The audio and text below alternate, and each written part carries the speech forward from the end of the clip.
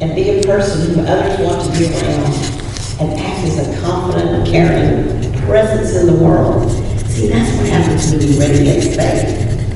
Kind of connects to today's day, Lord. So today I open my heart to the blessings of God and pause for a moment. I don't focus on the past or the future.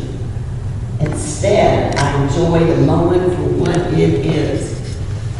And my son and I have been talking about that. You know, at this very moment, how do I feel?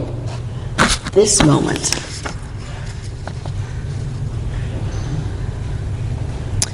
And when you get tuned into the moment, you are grateful for this connection and the blessing that helped make me unique and leave my mark on the world.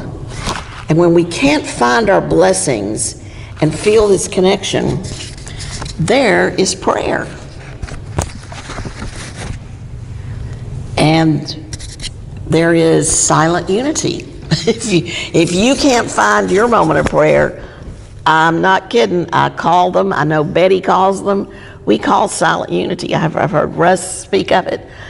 It's a wonderful resource for us Unitics, or for anybody, because it's open 24/7, just for the world. And in between the no longer and the not yet, we may falter and we forget. But that's what prayer's for. It's for those moments. And the answers we can't see, wait patiently, and they come from within.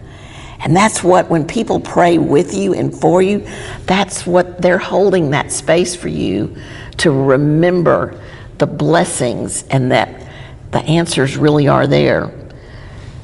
So let us come to a moment prayer. In between the no longer and the not yet, there is just this moment to retreat into the quiet, into mind and heart, in the spiritual truth of our divine nature, of our blessings.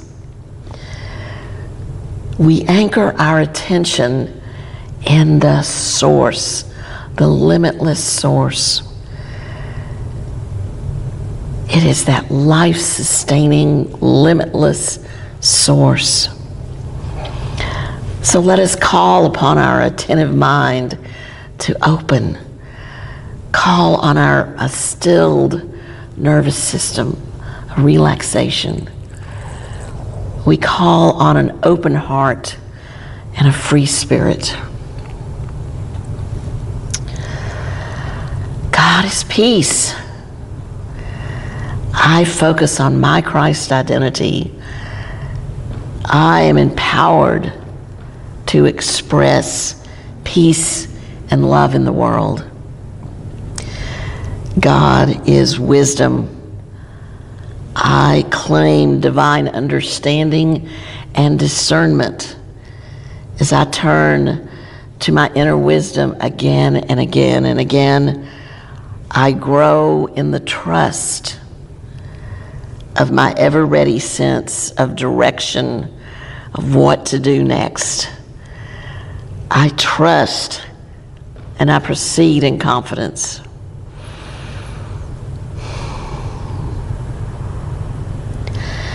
God is life. I renew my mind and body in healing thoughts of wholeness. I bless the divine order of every cell in my body, of the structure and energy and vitality that I have this day and every day. God, divine source, is abundant. I open to the limitless divine ideas to prosper my life. God is love. God is love. I live in that love, and it harmonizes my life. So anchored in this spiritual peace and wisdom and love and abundance and wholeness, we close this time in prayer. I am grateful for the realization of Source, embracing the oneness as the truth of my being. I appreciate this community that's gathered here today in this time of prayer, bringing your special energy. I'm feeling us together. I appreciate the movement in prayer, the opening, all the gifts and blessings. And so it is. Amen.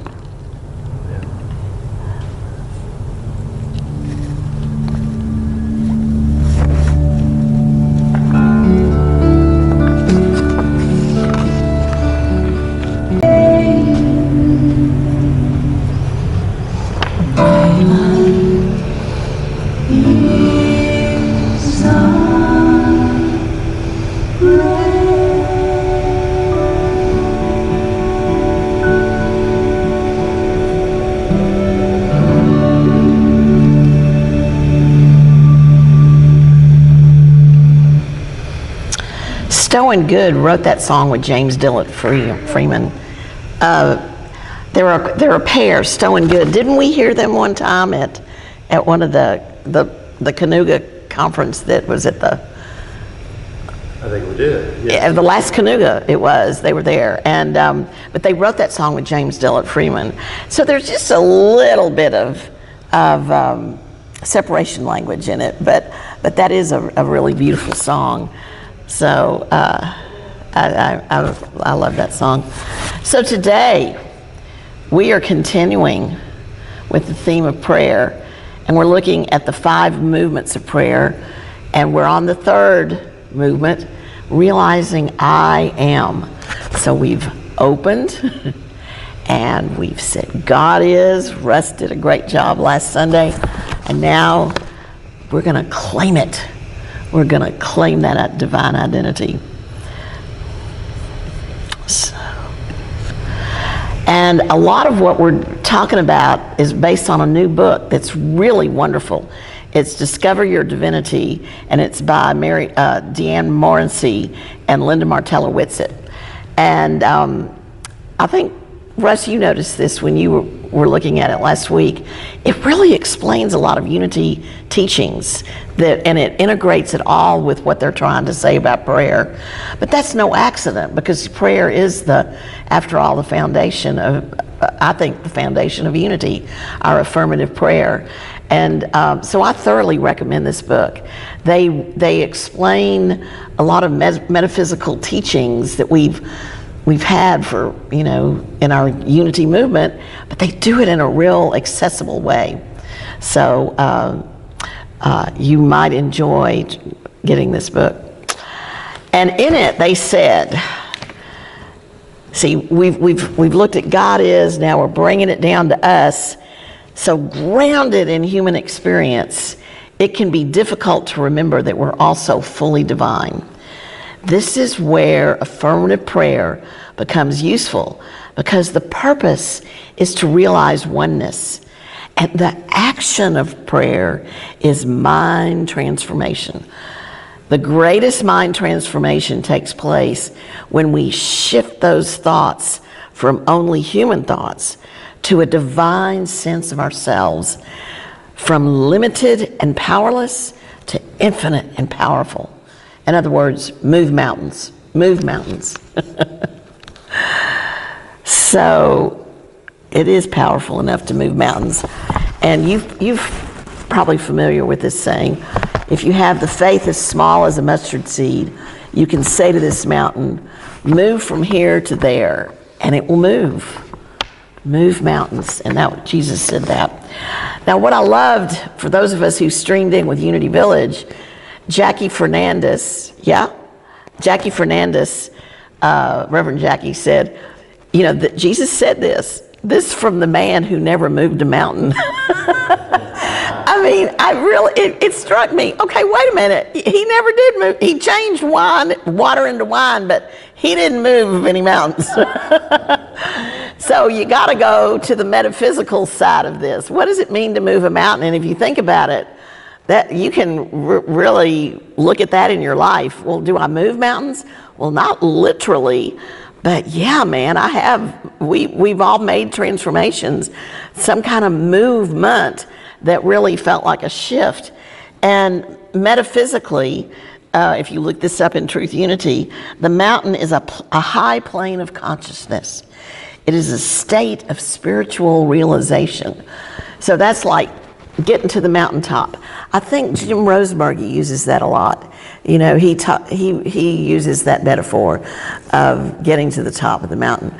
But then the mountain can be an obstacle too. You know, it may be, yes, Pam? What I got, what I got out of it was, we're the mountains. We're the mountains. And our mountains are usually people in our way. So then we can no mountains, he's moving no mountains out of the way. Okay. Pam, that's interesting. So she says the mountains, we're all mountains. It's us. And we're yeah, because we are in relationship and we're having to deal with everyone else. That's kind of an interesting way to look at it. I like that a lot. Well, as I said, this is what Jesus told his disciples as they tried to heal an epileptic. And they failed. And then Jesus, said, you need faith as small as that of a mustard seed. But if you don't have, really what he was saying is, it's not that they didn't have faith in God or Jesus, but they didn't have faith in themselves. It's an inside job, as we often say in Unity.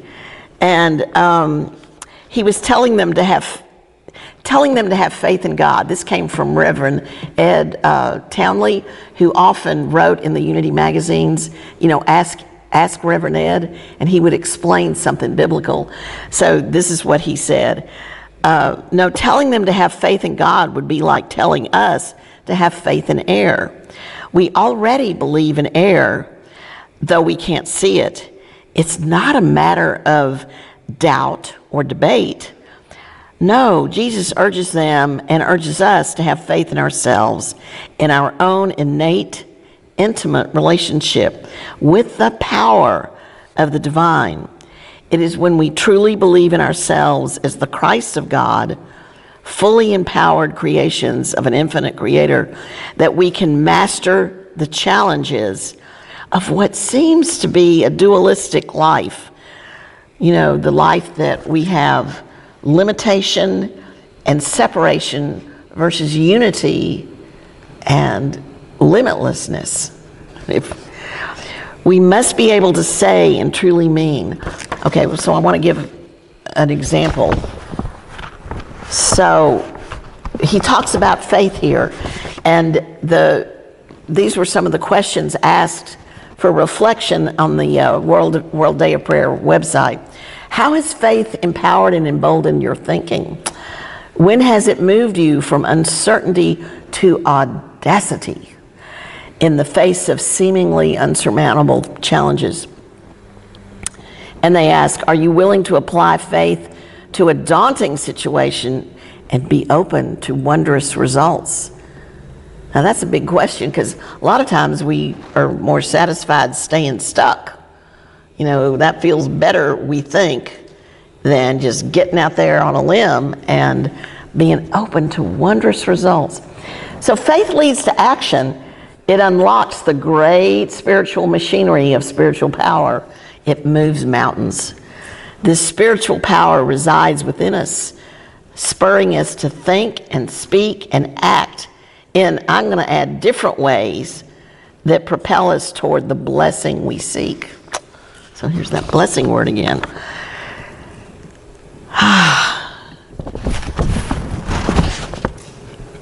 Well, I had this one up here, but it doesn't seem to be a slide, but Ed gave a really good example of this. So he said, a lot of times we pray for money, we pray for wealth, We pray for that sort of thing. It's a typical prayer. But money is not my source of abundance. Neither is a job or a paycheck. We sort of think it is, but that's not the source. What if we say my oneness with God is my source, and that is the source of abundance, and that infinite source is within me now and always. I call it forth into expression now. Can you see the difference in praying for us, an outcome like, money, a good job, versus God is my source of abundance? It just really opens it up.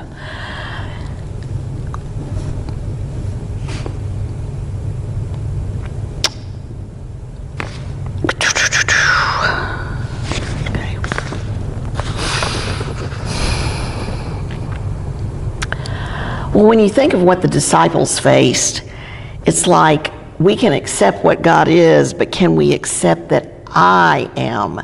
It's easy to have that God out there and give that God qualities, but do we claim them for ourselves? Can we make that shift from being only human to having a divine sense of self that has access to all these powers and qualities? Moving the mountain is like shifting our consciousness.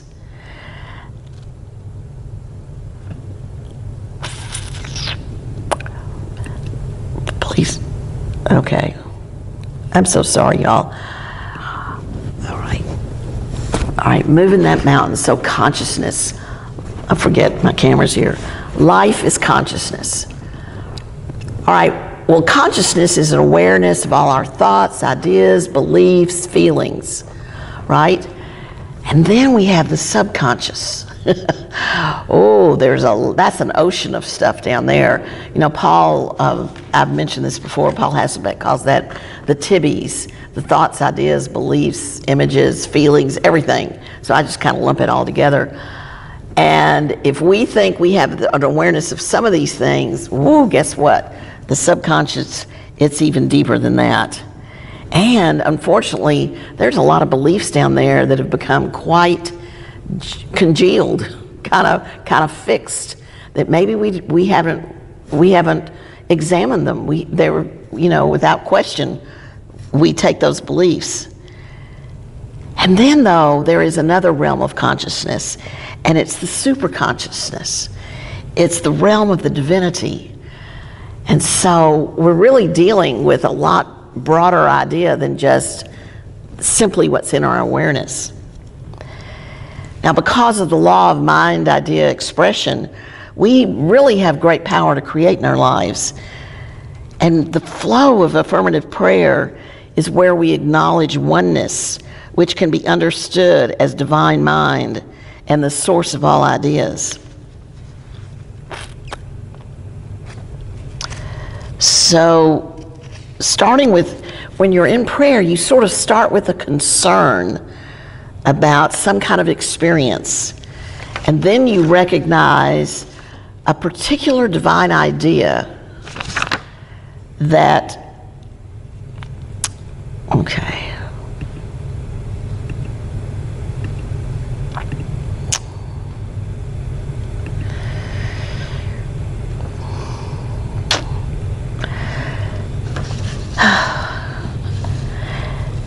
So you're going to get that particular idea and claim oneness. And we realize that we can express or embody that principle or power in our life and actually change our thinking, and therefore make that movement begin to happen. I am is our spiritual name when declared in a state of spiritual realization. This is not to leave our human identity behind, because we have to accept that we are 100% human and 100% divine. Did we get a fly? Yeah. Okay. We've had some flies in here. Now, how do you know? Is that God lighting on your? No, I'm teasing. I'm teasing. Okay.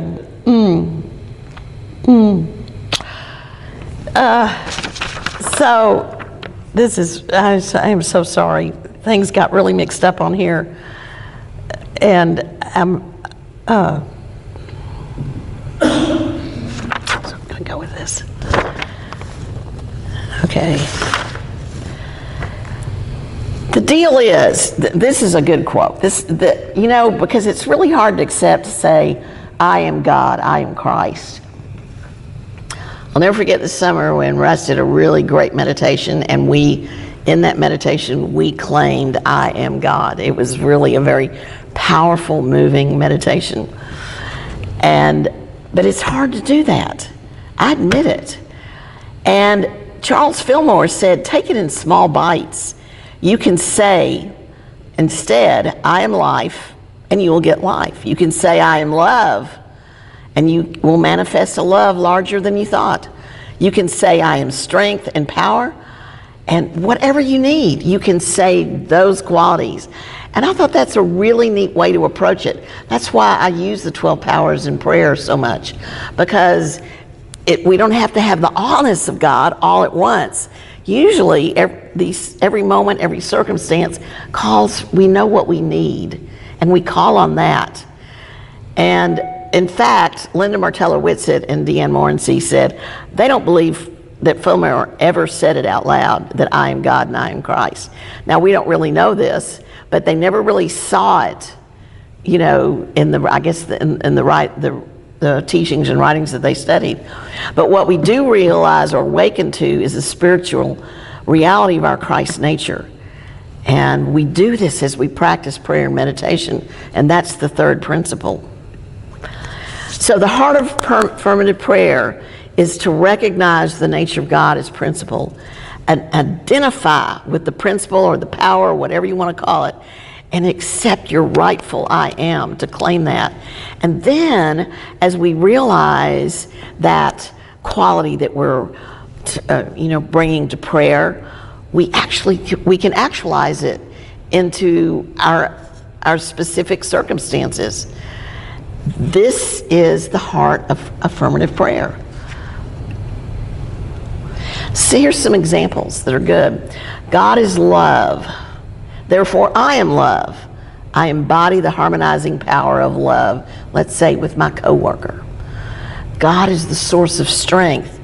I am spiritual strength, standing strong and steady in the midst of changing conditions.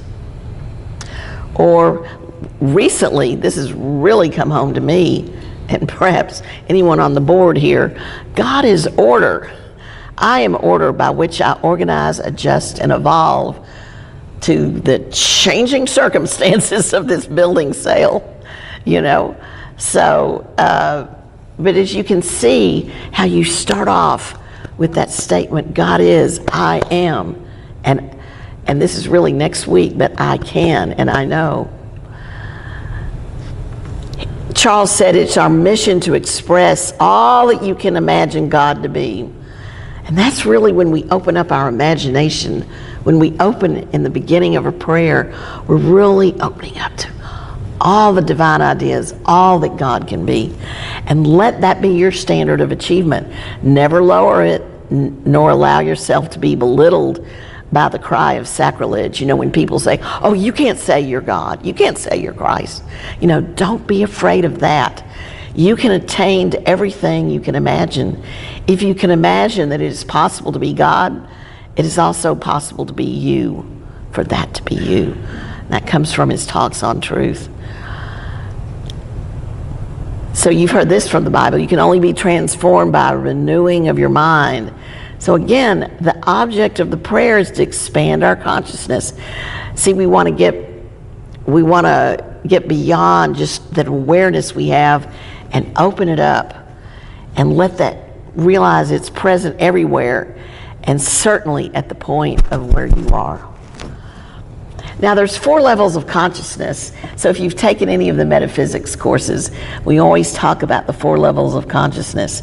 So we've got the victim, the manifester, or the victor, and the vessel, and the verity.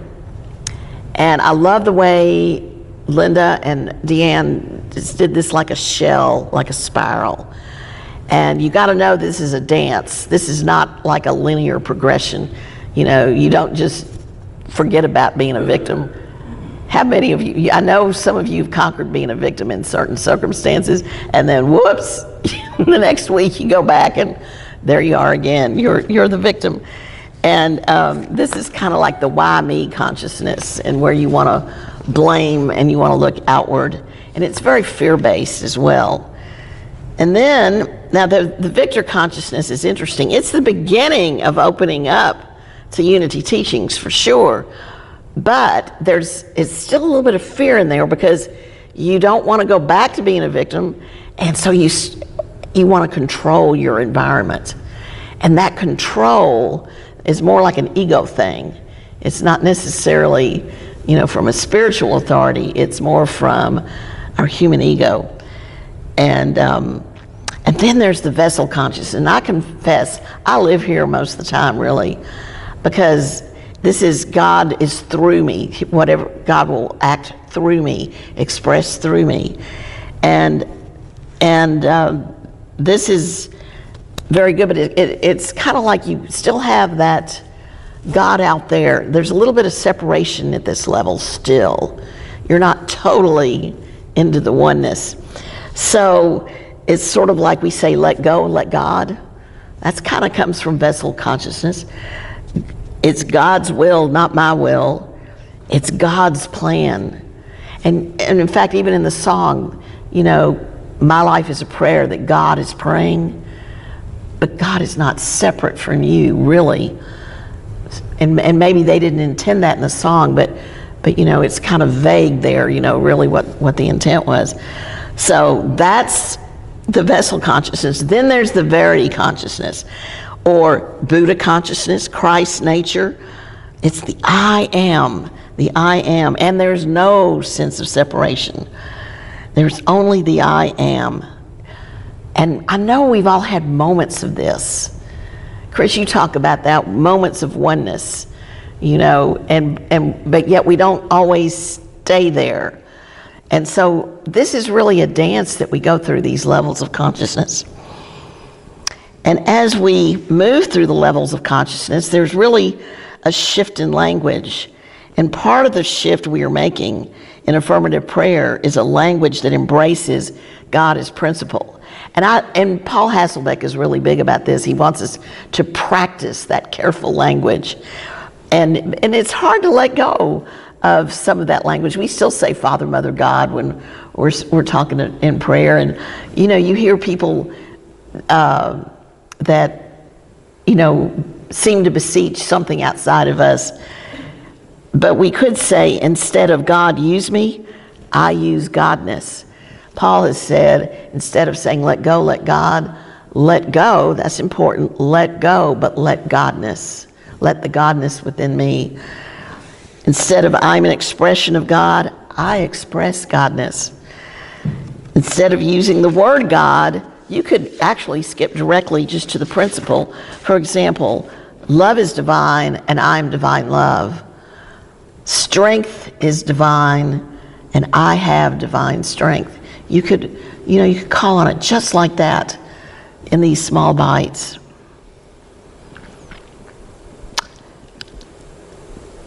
Instead, this is a good one. And have any of y'all, God give me strength. Have you ever prayed like that? But try this. God is the stabilizing power of strength, the principle of stability. I am the stabilizing power of strength. Instead of relying upon a deity to do something to strengthen us, I realize oneness, and I use that principle to remain steady, especially during times of change and uncertainty. I stabilize my thoughts that had been swirling in uncertainty and confusion. That's a little long, but you get the idea there, God is the stabilizing power of strength. And how do I use that? In other words, I use God. God doesn't use me.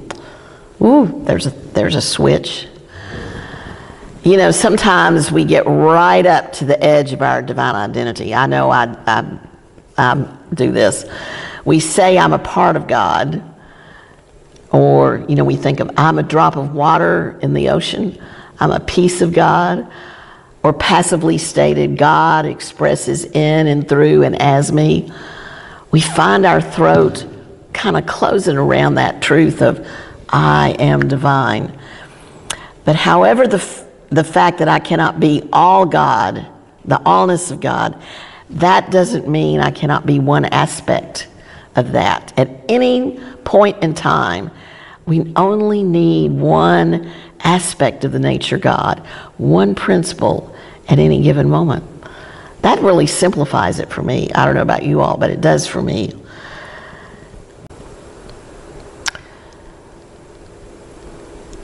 You know, the human self, now we don't want to just forget the human self. We say this all the time. I'm 100% human and 100% divine. We live in that both and world. This is the way we are. And the human self is in service to the spiritual self. The divine self is in the seat of power. It's not enough just to say that God acts through me. Because if we say God acts through me, we're still kind of putting ourselves a little bit separate from God. So really my consciousness, my ego, that's really required here. My ego, though, is in service to my divine identity. And that's how we integrate this human self, this divine self. You know, really, I wouldn't want to be just 100% divine. I think we really miss out on some really neat things, some really neat experiences. You know, because we do have our five senses. That's a real gift to us. And we can experience the beauty of the world. That's part of what we're here to do, to see it, to smell it, to hear. But then we also have our spiritual senses as well. And so we become an integrated being. And it is from that integrated awareness that we discover what is ours to do, to know, to have, to understand in a new way. It is from the I am that we ultimately realize how we can demonstrate and manifest the I am. This is an essential movement in affirmative prayer, this integration of the I am with the divine.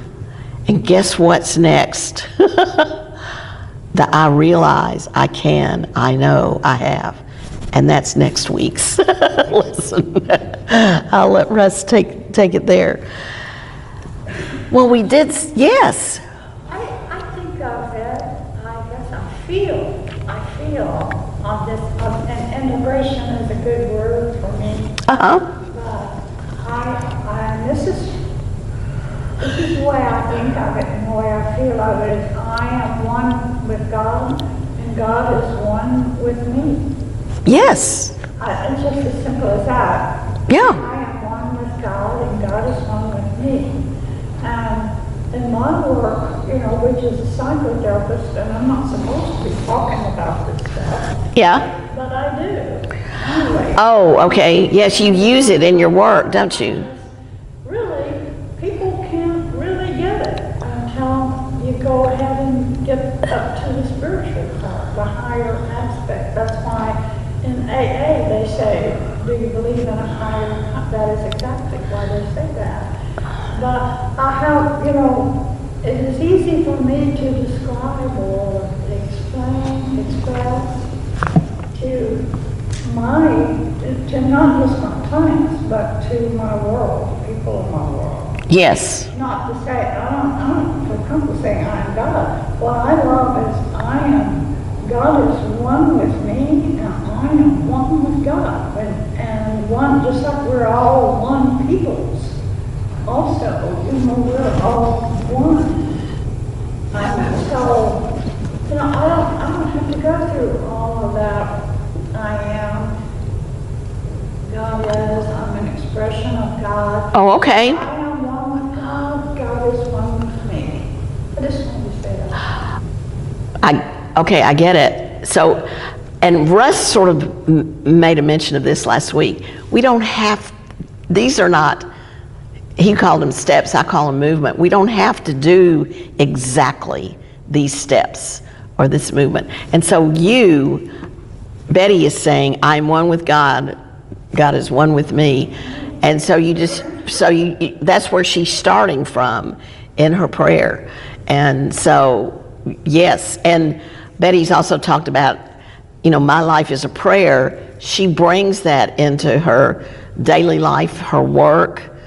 And I know I have, even as a teacher, the way I look at children, instead of, they're misbehaving, I look at them in a whole different way.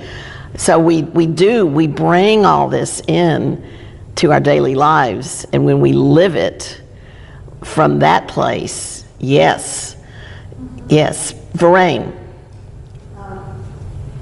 I have been listening to someone on my YouTube, a great YouTuber, but there's one simple sentence that she always says, I am a spiritual being, and I am a spiritual being in a physical body. I'm a spiritual being in a physical body. I'm a spiritual being having a human experience in a physical body. Absolutely. That integrated. Yes. Into a spiritual body. Absolutely. I'm so glad y'all are sharing this morning. I've thought about having prayer stories this month, and anyone can share. We have a little time, I believe. One thing that happened to me recently is I had a friend who had a problem, and I really wanted to help her in a compassionate way, and yet I could see she was very much stuck in her story. And my go-to is to try to fix everybody, and something held me back because I knew that wasn't working. That wasn't giving her the empathy that she needed. But I put it to prayer. I simply tried to listen to her that day, but I was very frustrated because I could feel, how stuck she was. And I put it to prayer that I would be open to some idea. And 2 days later, it was so interesting. She called me and said, hey, there's this NVC class, and I'm really looking at it. Well, I had almost called her about it, and she kept talking, and I went, wow, that's my answer. And what I decided to do was accompany her in that class, and it did cost me some money, but I thought, this is my answer. This is what we need to do together.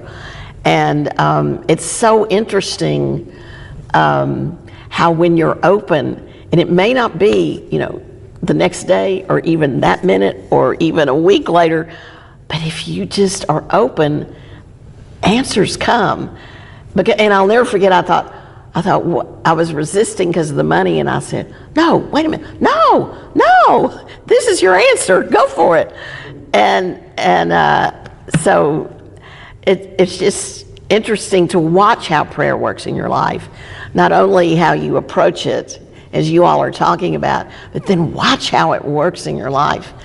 And I don't know if anyone else wants to share a prayer story, but maybe not. Well, I'm going to get you to pray though now. So, okay, Betty, we are going to kind of go through the movements a little bit, just to practice. But and we used to do this here in Unity when Doug and Garnet Quimby were here.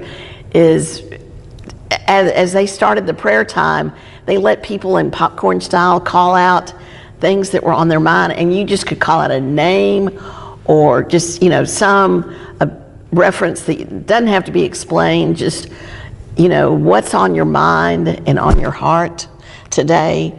And so I'm gonna start with opening. I open my mind and heart in this community as we hold each other dearly, that we may find guidance and answers and actions that support our lives. Anyone else want to open up in any way? Our country. Our country. Our country. Yes, our country. What, open up to your concerns. Kelly, Kathy, Palestine, Gaza, Israel, Ukraine, all.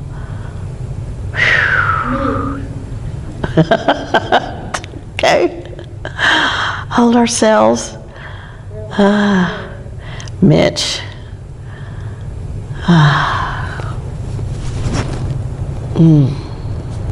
Stacy,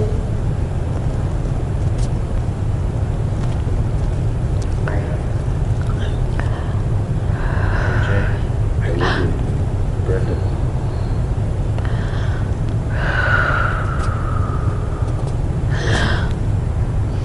Our unity of Little Rock community.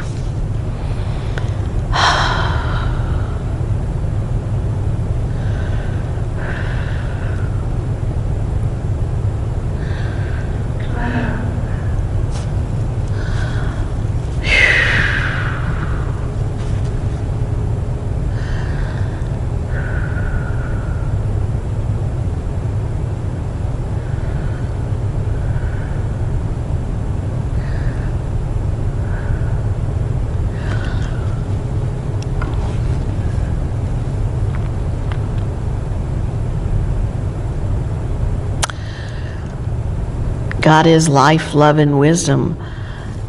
The source is abundant. The peace is always with us. We are in that space of love, wisdom, and life and peace.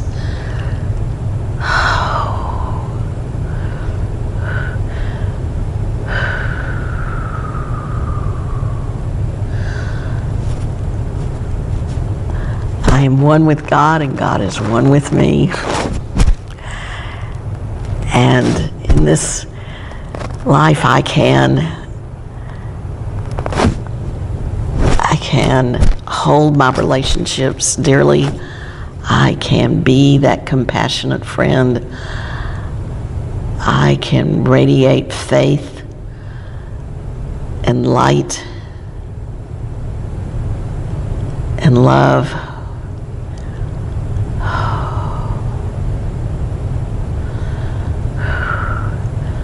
I feel light as lifted and light. It is not a burden, this prayer. It is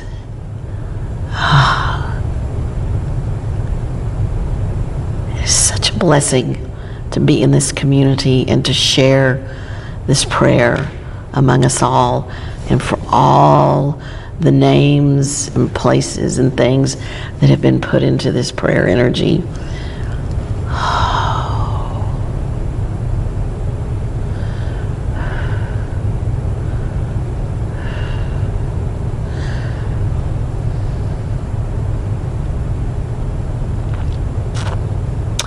May there be love and light and blessing and even relief and some comfort and whatever is needed.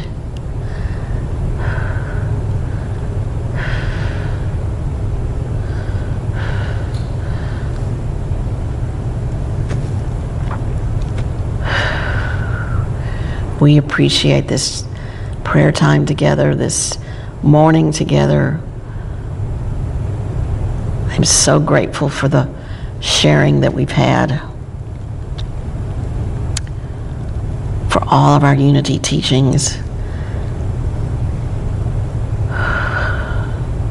for the Christ, the Buddha, all the masters.